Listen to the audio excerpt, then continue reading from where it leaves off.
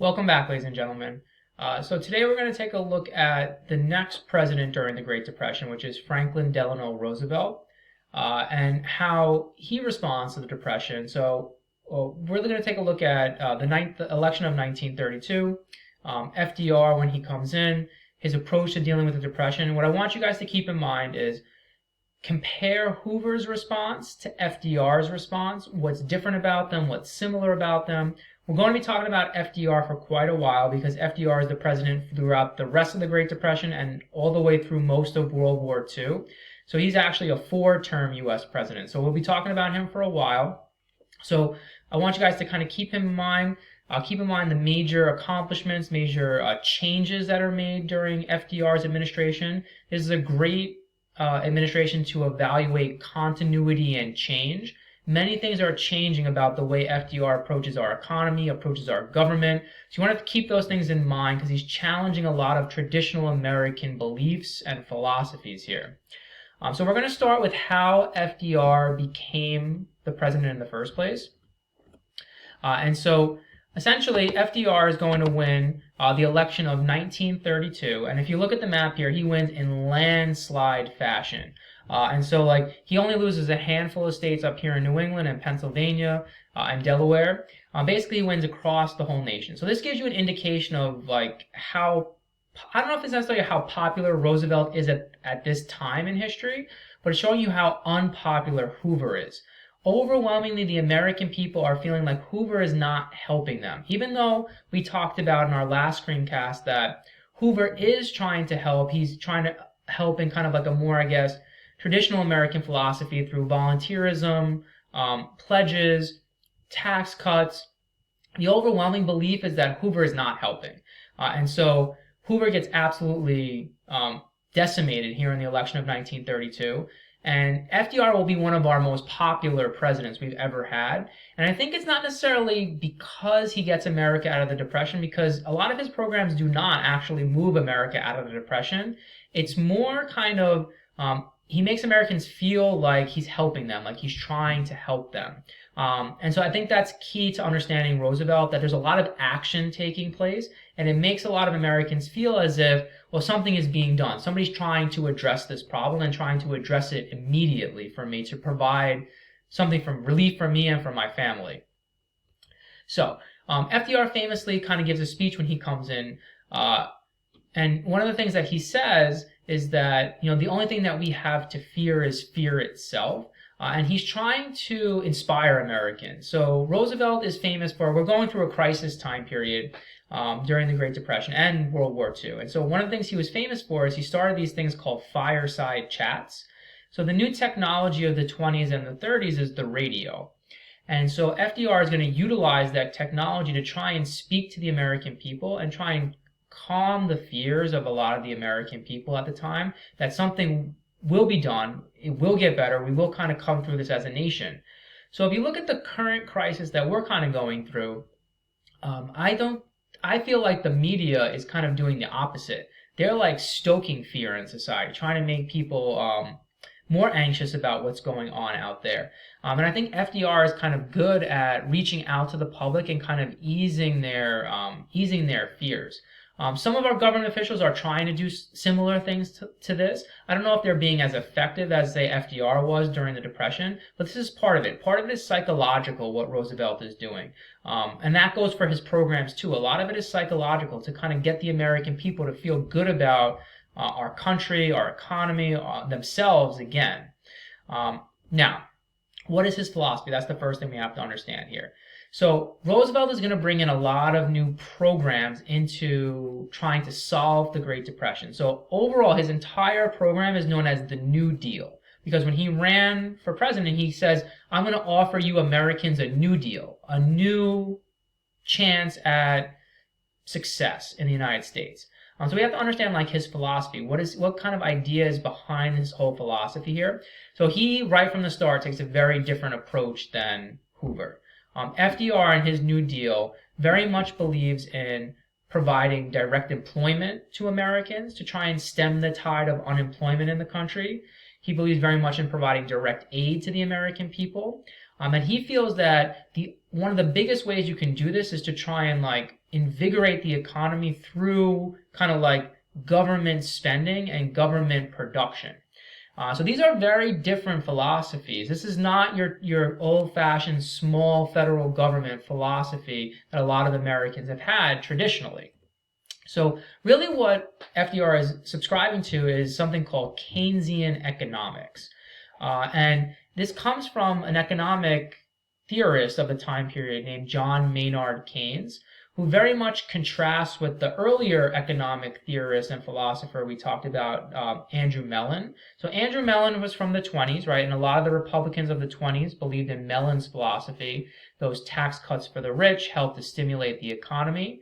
Keynes believes in something very different. So what Keynes kind of believes in is this idea that in a crisis situation, what the government needs to do in order to bring yourself out of a depression, or even to stop yourself from going into a depression, is to basically spend in order to stimulate the economy. So Keynes they call it like priming the pump. Essentially what they want to do is infuse cash and money into the economy. And if the government needs to employ people in order to like get the economy moving again, that can kind of be like the philosophy to follow. And the thought process here is that if the government spends in order to bring the economy out, essentially they're going to be able to provide jobs for people, provide direct aid for people, and then those people will have money and they'll start spending money in the private sector. And once that private sector, that money flow starts going again, that's going to kind of facilitate the recovery of the United States. Now, the downside to this philosophy is that it costs a ton of money, right? You're going to have to spend a ton of money by the government in order to like prime this pump and get the economy moving again.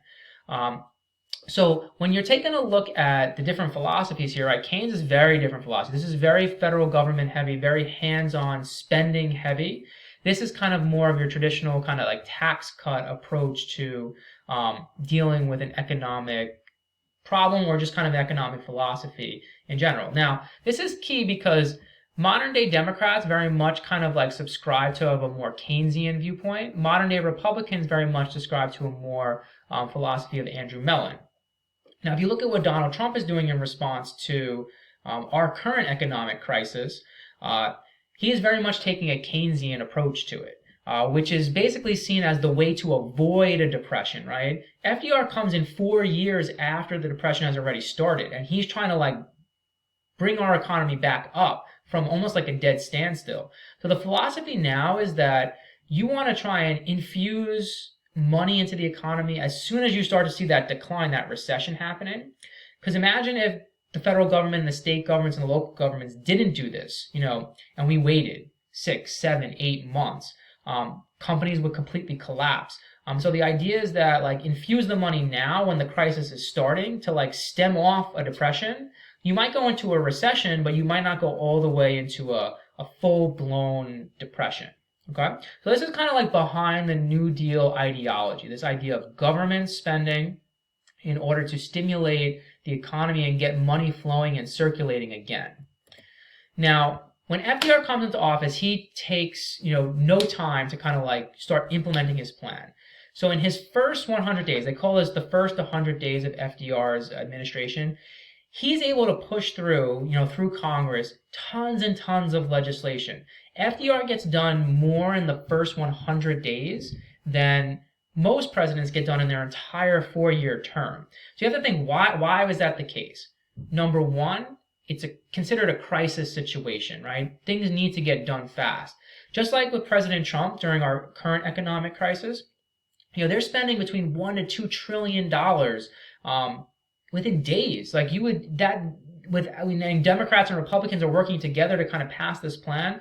In a peacetime situation, in a normal situation, these kinds of things do not get passed that quickly. They're debated and discussed and dissected for months and months before you spend that amount of money. Same thing here. So he's able to kind of get this stuff passed very quickly. The other thing is that it's kind of seen that FDR has the mandate of the people. He wins in a landslide fashion. And so he's able to get a lot of things passed pretty quickly. First thing that FDR does is he's going to declare a bank holiday across the United States. So what essentially that means is that essentially all the banks in the United States closed, and the federal government is going to inspect all of the banks, meaning they're going to inspect the solvency of the banks. Are those banks fit to be reopened? Only banks that the federal government inspects and kind of gives their stamp of approval to are allowed to reopen. Now, why are they doing this, right? You have to ask that question. What's the point? They're doing it so that people have faith in the banks again, because they want people to put their money back in the banks. Because unlike the way I think a lot of us think of it, a bank is not just a holding place for your money to keep it safe. A bank is a place where it lends out money to people who need it. So they offer loans for houses, for businesses, for cars, for whatever it might be.